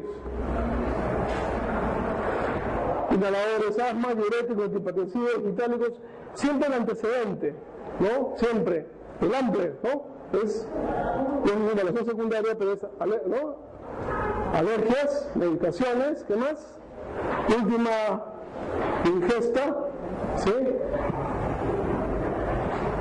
Muy bien, seguimos. Muy bien, el estatus circulatorio rápidamente. Seguimos. Muy bien. Aquí en el estatus circulatorio nos vamos a cansar de la CES, es la estación de la CES. Y para evaluar la circulación, lo primero que vamos nuevamente a indagar en el paciente es decirle, por favor, ¿cómo se siente? Está despierta. C de conciencia. C de conciencia. Significa que la circulación está siendo eficiente. Por lo menos en el cerebro, que es uno de los órganos nobles que nos interesa, con la perfusión está siendo eficiente. El color puede ser 3 posibilidades: una piel rosada, una piel pálida y una piel rubicunda. ¿Cierto? Si está pálido, ¿qué significa? Nuevamente, fisiología básica. ¿Qué significa? Vasoconstricción periférica. Y en un paciente en shock, esa vasoconstricción periférica que es un mecanismo compensador, ¿sí o no? Sí, de muy poca duración y de muy poco impacto. ¿Ok? Y si está rubicundo y sospecha un trauma de médula, lo vimos la vez pasada, creo que la velocidad fue muy rápida, ¿no? Es un tema medular se pierde el tono simpático por debajo de la lesión. Y se pierde el tono simpático, ¿qué pasa? Hay vasodilatación. Tenemos blanco por arriba y rojo por debajo, el signo de la bandera. Muy bien. Calor, ¿no? ¿Estás tibio? ¿Qué más? ¿Estás frío o estás caliente? ¿Sí? Ahorita todos estamos tibios tirando para caliente, ¿cierto? Y nos ponemos más calientes cuando tenemos que dar las notas, ¿sí? Y nos ponemos fríos también. ¿Sí? Muy bien. Si esta persona está con la conciencia alterada, si está pálida, si está la temperatura frío, ¿está pasando algo feo o algo bonito con ella? ¿Qué puede tener? Susto. Que le pasamos el culo, le pasamos el huevo. Puede estar entrando en shock, ¿cierto? ¿Sí? Muy bien. La humedad, si está en la florética, peor aún. A esa vasodilatación se ha unado, ¿no?, la hipersecreción, ¿correcto? El retorno capilar que les mencionaba, apriétese su dedito todos, apriétese su dedito, el pulpejo acá, acá, apriételo fuerte, ya, suéltalo, con el tiempo, ¿cuánto se pone rosadito? Menos de 2 segundos. El que tiene más de 2 segundos que vaya acá al hospital. Eso significa que su circulación es eficiente, por lo menos la periférica. El otro punto para evaluar es el pulso.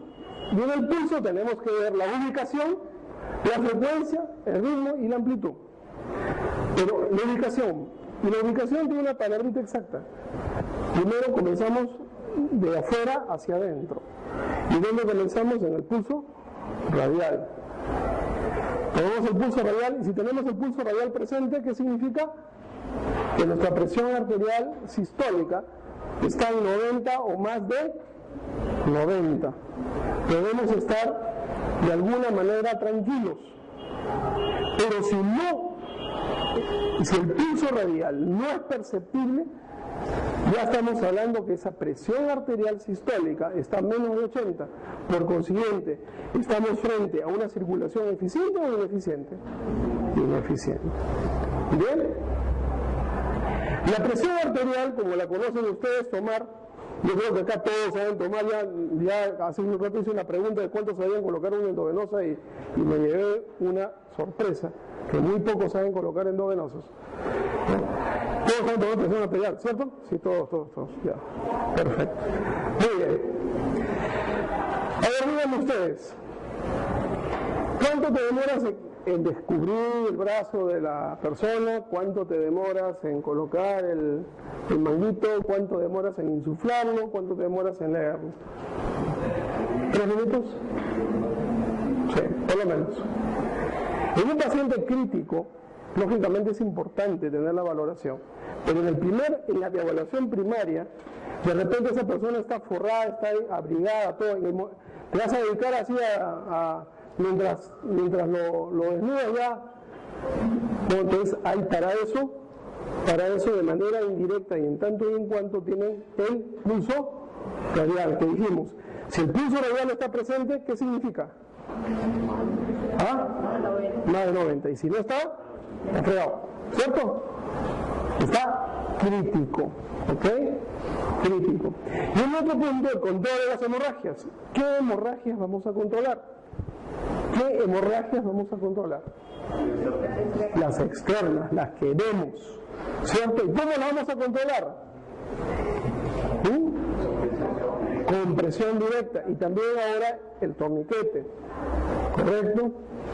Nosotros vamos a venir ahora, les iba a dar una sorpresa, pero hay pocas unidades disponibles. Iba a ir con mi ambulancia de la Roma para que vean cómo es el equipamiento un rato. No, tenemos ahí un kit que se llama un torniquete, y no es un torniquete así como de correa, nada, ¿no? Es un torniquete que es como una bandita, y tú lo vas haciendo como un tornillo y lo fijas. ¿Ok? Un torniquete. Muy bien. Ahora ha salido otro tema, ¿no? Se llama el ClotPack o el HemoPack, ¿no? Es un parche embebido en una sustancia parecida al carbopectate, ya que los americanos descubrieron que en contacto con la sangre forman como un gran coágulo, y ese parche del HemoPack o el ClotPack lo utilizaron mucho en Irak y en Afganistán. O sea, agarraban, ¡pum!, lo colocaban ahí y le ponían su venda y hasta que llegara al hospital. Hay maravillas, ¿ok? Pero me interesa que ustedes, la hemorragia externa ustedes la van a ver, la van a objetivar. ¿Y la hemorragia interna? ¿Cómo la pueden suponer? Perdón. La hemorragia interna, ¿cómo la pueden suponer? A ver, ¿quién me dice? Tenemos un paciente traumatizado. ¿En quién vamos a sospechar una hemorragia interna? ¿Quién nos va a dar índice de sospecha de severidad de ese paciente en trauma o de lo que tenga una hemorragia? El mecanismo de lesión. O sea, te dicen, este paciente se ha caído de una altura de 3 pisos. ¿Tiene derecho a tener una hemorragia torácica? ¿Tiene derecho a que se le haya estallado el hígado o el riñón? Sí. ¿Tiene derecho a que sea fracturada la pelvis? Sí. ¿Que ha sido atropellado y ha sido inyectado? ¿Tiene derecho? Sí. ¿Correcto? Víctima de explosiones, etcétera. Muy bien. Listo. Seguimos, doctora. El estatus neurológico. Verdaderamente, hasta que me hice médico, realmente le tomé mucha atención al glauco. ¿Ya? Y verdaderamente también el tiempo que la temporada que nos tocó vivir desde estudiantes saliendo en ambulancia, ya cuando hicimos médicos, teníamos que atender no uno, sino 5 o 6 pacientes. Y en los hospitales, por ende, cuando nos deformé, también fue el policía, nos recibíamos de 7 en 7 los heridos del terrorismo. Teníamos que ser muy expeditivos y en poco tiempo sacar el máximo de provecho a cada paciente. Seguimos. Muy bien, la evaluación neurológica tiene que ver 3 niveles. Evaluación de conciencia, ¿qué más? Pupilas, ¿qué más? Función motora y sensibilidad. Perfecto. Seguimos. ABDI, sencillo. Y esto no solo para ustedes, sino para que ustedes más adelante puedan educar a sus equipos, a sus técnicos, a sus enfermeras. Ahora somos muy académicos, ¿no? Me acuerdo cuando éramos R1 parecíamos esos perritos con que te ponen los 2 limones, pero teníamos un montón de micaos, ¿no? Metabólico, respiratorio, circulatorio, todo el plaje acá, ¿no? ¿Ya? Después aparecieron ya las PANS y ya después aparecieron todas las tecnologías que ustedes viven. Muy bien. ¿Cuántas posibilidades? Las 4 posibilidades que tenga una persona en su estado de conciencia. ¿Cómo estamos acá? La doctora está en D. ¿No? El doctor está en A, está alerta. La doctora tiene que ser la doctora y ahí estímulo verbal. ¿Sí? Muy bien. Alerta. La A de alerta. La B ventiladial, C verbal, o sea, la clásica, ¿no? Semana de San Fernando, llegamos todos lúcidos, orientados en espacio, tiempo y persona. ¿No? A la tercera chela, oye, más plata para la chancha, estímulo verbal, ¿no? ¿Sí? Después se hacen los bandidos, tiene que ser estímulo doloroso para la segunda chancha, ¿cierto o no? ¿No? Y luego, ya llega después de la tercera caja, entran en inconsciencia. ¿Ok? Y entonces, las 4 posibilidades: que la persona esté alerta, no se alerta pero responde al estímulo verbal, no responde al estímulo verbal pero el estímulo doloroso, y la otra es inconsciencia. ¿Qué paciente estará crítico en D? Dolor hacia, o sea, que responde al estímulo doloroso, ya es alerta. No vas a esperar que esté inconsciente, ¿cierto o no? Acuérdense, jóvenes, la emergencia es la anticipación. Eso, ¿le parece que no ocurre cuando ustedes llegan a hacer semiología? Ese paciente está queso, ¿no? Ese paciente está mal, ¿sí? ¿Le parece que algo le va a pasar? ¿Es así o no? Y le pasa al paciente, ¿no? Es un grado de intuición, pero basado ya en su aprendizaje. Muy bien, seguimos. La escala de toma de Glasgow, ¿no? que mide la respuesta, la apertura de ojos, espontánea 4, a la voz 3, al dolor 2, y no hay respuesta 1. No hay 0 en la escala de Glasgow. Respuesta verbal orientada 5, confusa 4, inapropiada 3, incomprensible 2, nula 1. Y respuesta motora obedece, levanta el brazo, ¿sí? 6, localiza el dolor, le pellizca, ¿no? O sea, 5, retira, ¿no? Le golpea, no te aparta, sino saca la mano. 4, decorticación y descerebración. Y finalmente, nula 1. Por si acaso, no hay 0 en la escala de Glasgow. ¿Ya? No hay 0. Cuando me tocó hacer autoría de historias clínicas una vez en emergencia, en Chotram, pensé que había puesto, ¿no? Y pone escala de Glasgow 0. Entonces, me acuerdo del jefe de medicina del hospital de policía, 0 le voy a poner a ese residente bruto. ¿No? Muy bien. Entonces, esto si quieren, esto es importante, pero tengan esto como una tableta, porque esto sí da registro en la historia. Esto sí da registro en la historia. Vamos, seguimos ahora. La evaluación pupilar tenemos que ver 3 parámetros. Tamaño, en ese orden, tamaño. ¿Ya? Comparamos el lado derecho con el lado izquierdo. ¿Sí? Luego de haber visto el tamaño, simetría. Comparamos si están iguales o uno está más grande que otro. Y tercero, con una linterna de mano, ver la reacción a la luz, si reaccionan o no reaccionan, si se encuentra paralítico o no. Muy bien, de manera que seguimos, un clic. Muy bien, las pupilas normales isocóricas son del mismo tamaño, o sea, son simétricas, isocóricas, isosimetría. Seguimos, dilatadas, midriasis, y antes de pasar, ¿qué patología nos puede dar midriasis? ¿Qué patología? ¿Ya han hecho farmacología? ¿Todos? ¿Qué drogas son adrenérgicas? Por excelencia. ¿En quién más están las pupilas dilatadas?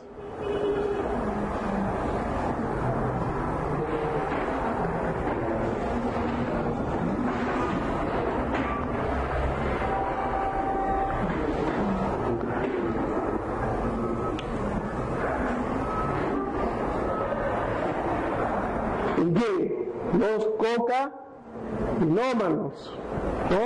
Los cocainómanos, o ahorita los que se dan, toman su whisky, su roncito, pero le mandan Red Bull, ¿sí? Como el gato, ¿ok? Seguimos. Pupilas contraídas. A ver, háganse una vez, chicos.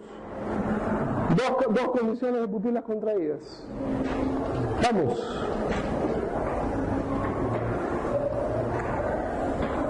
La pregunta del millón. Están en modo de vacaciones, se nota. Pupilas contraídas. Condición médica. La primera condición médica. Lesiones a nivel de tronco encefálico, ¿cierto? Nivel encefálico, ¿cierto? ¿Me equivoco? ¿Sí? ¿Ya? ¿Qué más? Miren ustedes ahorita que se acerca el 14 de febrero, no es raro recibir antes emergencias estos pacientes y que vuelven a rayos, ¿sí? Que están diaforéticos, están con las pupilas dilatadas, de hecho están diaforéticos, con las pupilas dilatadas y bradicárdicos. Intoxicación por órganos fosforados u órganos carbánicos, ¿no? Campeón e insecticidas. ¿Sí? Muy bien, seguimos. La otra, un clic, doctora. Y las anisocóricas. el lado que está dilatado y si no reacciona la luz, la lesión está en el mismo lado o en el otro lado. Así es. ¿Es normal o normal? Anormal. Seguimos.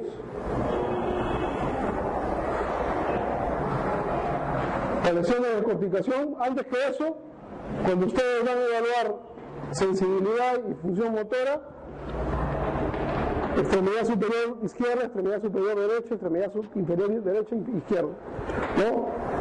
Si pellizcan y apartan, lo movió y lo siente. Si no, si pellizcan, no lo siente, ¿cierto? O está paralítico, son dos cosas, nada más. ¿Ya? Está normal, te saque, está normal, no tiene que andarse a mucha ciencia. Seguimos.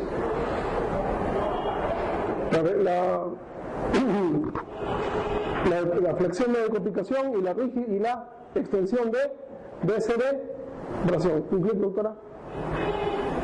Otro clic. Ahí está. Bien. Acá la cosa ya pues es terrible. Ya, el paciente lógicamente ahí está sumamente crítico. Seguimos.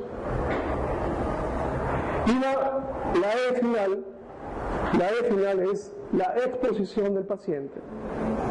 La exposición del paciente, ¿qué quiere decir? Hay que vestir al paciente, ¿sí? Mucho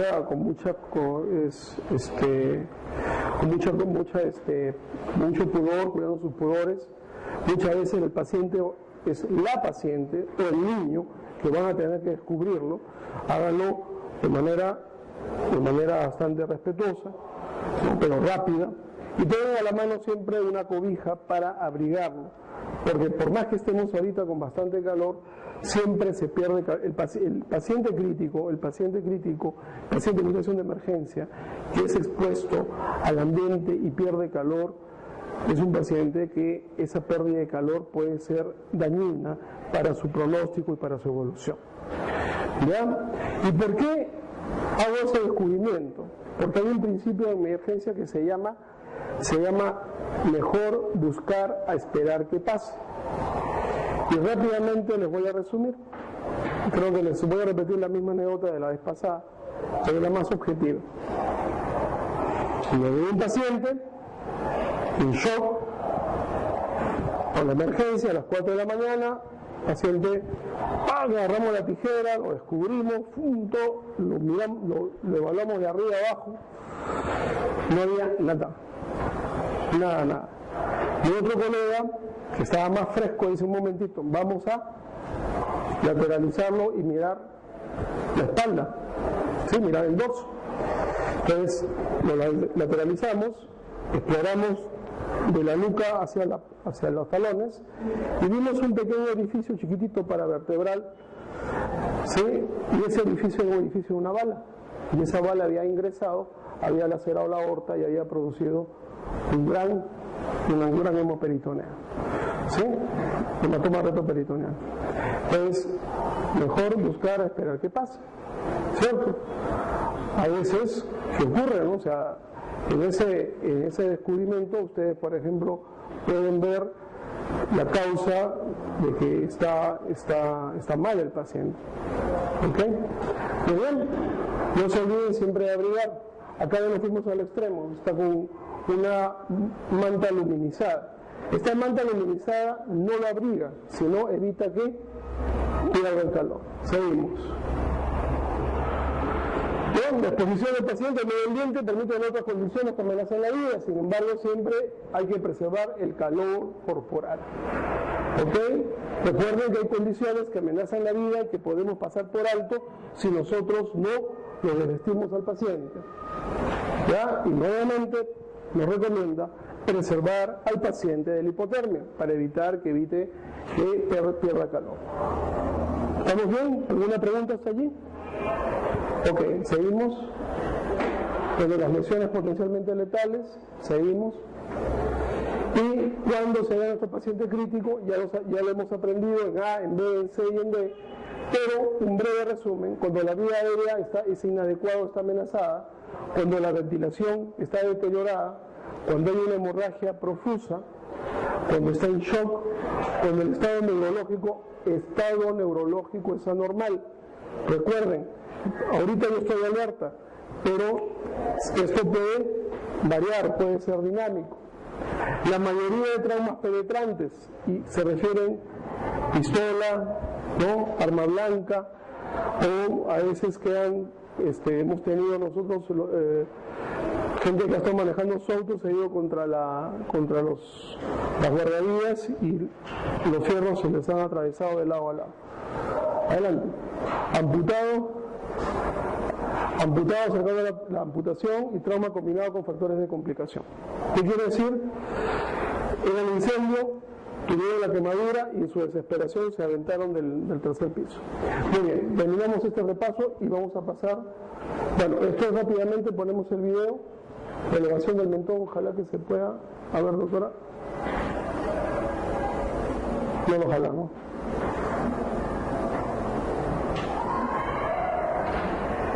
Ahí está. Miren, esta es una de las maniobras. Ya. Elevación acá. Y la otra es por detrás. No lo jala mucho.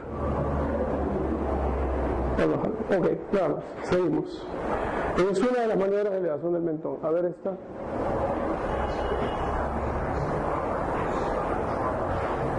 ¿Se puede adelantar un poquito? Ya, miren, ahí. ¿Se dan cuenta? Miren los dedos dónde están. ¿Sí? Y lo eleva. ¿Se dieron cuenta? ¿Sí? Ahí. Y lo ponen así. ¿No? ¿Conocen ustedes la carachama?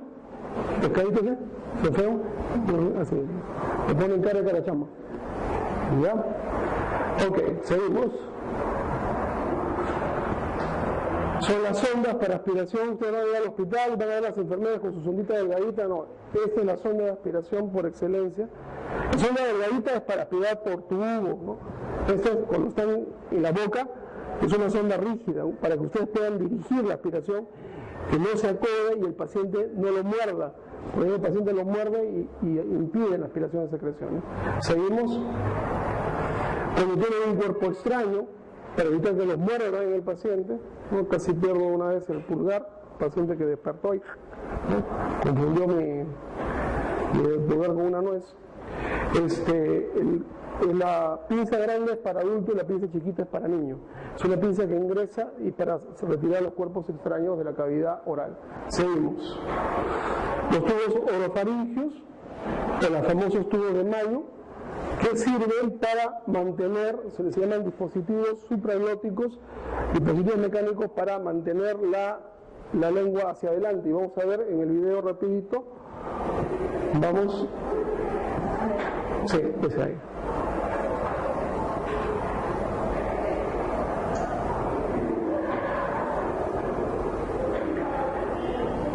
Esa es la máscara del reservorio. Esa es la sondita de aspiración.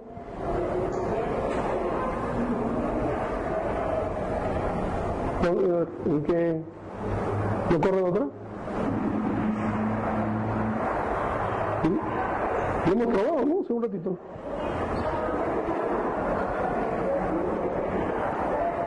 Adelántalo a ver.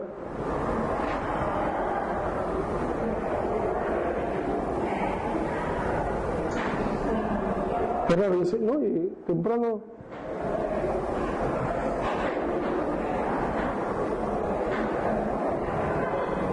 Bueno. Pues lo hemos probado. A ver, vas a ver. Ahí está. Retrocédalo. No. Retrocédalo un poquito más. Acá más. Ahí. Ya, ahí. Ya, ahí. ¿Se dan cuenta? Nuevamente. ¿Se dan cuenta? Y la lengua va hacia adelante. Ya, esto es una visión nada más porque estos temas no son de verlo solamente en la pantalla, sino de hacerlo. ¿Ya? Muy bien, seguimos. La cánula orofaringea ya no ingresa por la boca, ingresa por la nariz y tiene la misma función de llevar la lengua hacia adelante, ¿no? Como ven ahí ustedes, ingresa por la narina, ¿sí? ¿Qué pasó? Ingresa por la narina y mantiene la lengua hacia adelante. Ese es otro punto por mejorar. Cuando hay esto siempre se pone la noción. Ojalá que no se animó el foco.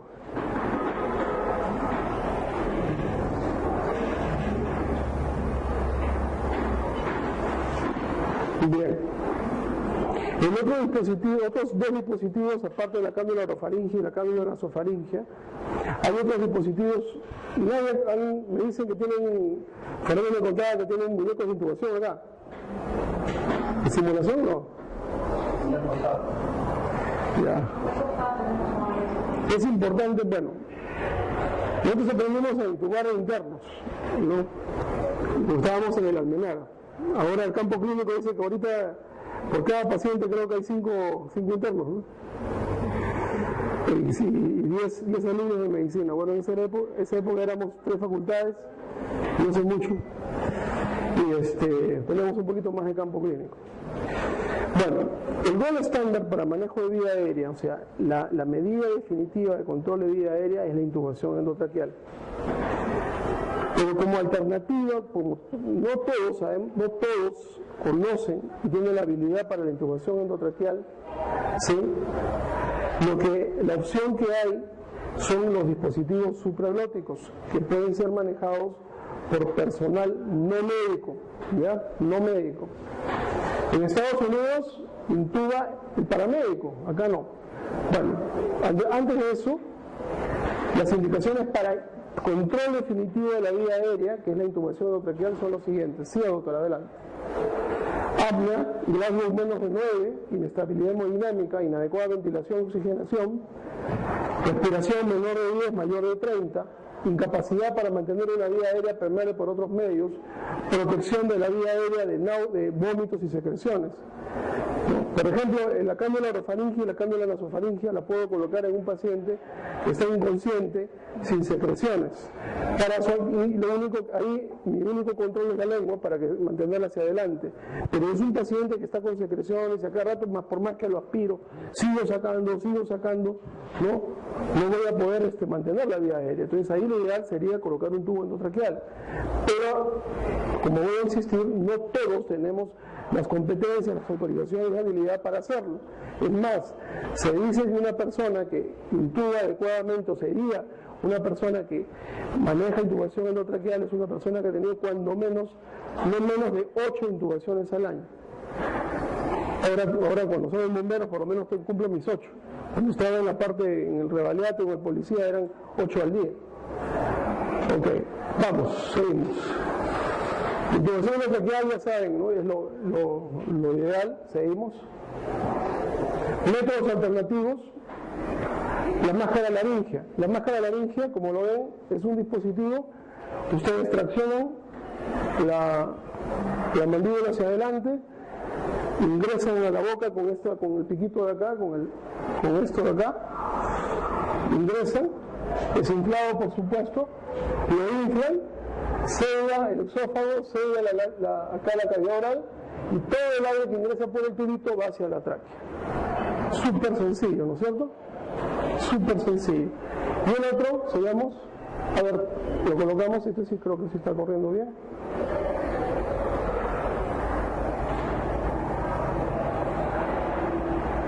¿Se dan cuenta? Digo, el contra sencillo.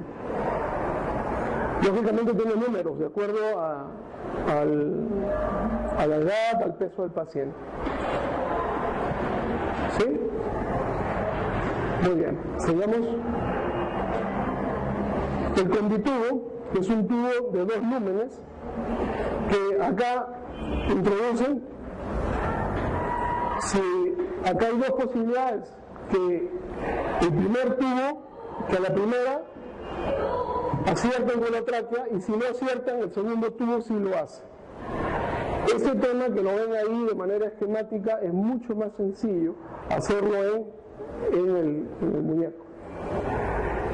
Este equipo es bueno, es más caro, y ahorita lo que se está usando con mayor facilidad es la máscara laringea. La máscara laringea cuando llegó acá costaba $240 cada una, ahora están hasta 60 soles, lo pueden encontrar, hasta 30 soles, una máscara laringea. No, si me estaba diciendo Fernando que si es que de repente se compran ustedes su kit y entrenan con el muñequito. Y esto les salva vidas. Seguimos. Muy bien, este es el combitubo para que vean más o menos cómo es el... A ver, doctora, si se puede correr el video.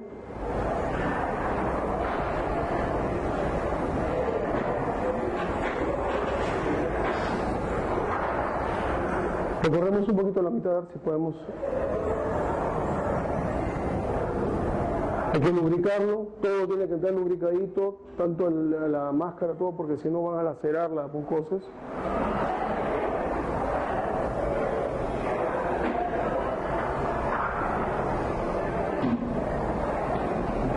Se inflan los CAF y se prueban. Si el tubo azul no ingresó a tráquea, el que ingresó a tráquea es el tubo blanco. No hay ningún problema. Seguimos. Saberlo ahí es...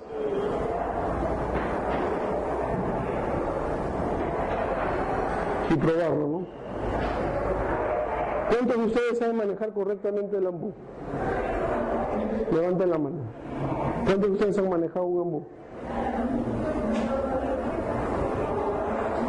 Acá no tanto, en provincias los estudiantes de medicina son los ventiladores mecánicos de los hospitales. Los agarran y le dicen, ven acá, ¿quieres aprender, flaco? Sí. El ventilador está mal ahora, están todos... Muy bien, seguimos. Bueno, ¿hasta ahí alguna pregunta? Ya han hecho práctica de RCP ustedes, ¿no es cierto? Todavía. Ya, entonces solamente esto es una manera de repaso, va a quedar en concreto y ahí sí la clase la vamos a hacer más rápido con ustedes.